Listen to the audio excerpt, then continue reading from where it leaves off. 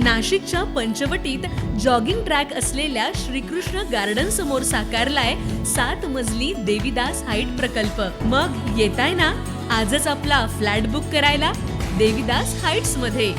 आमचा मोबाईल क्रमांक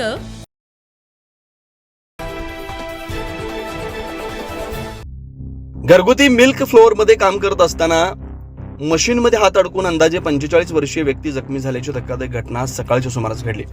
नाशिक शहरातील सातपूर शिवाजीनगर येथे घटना घडली।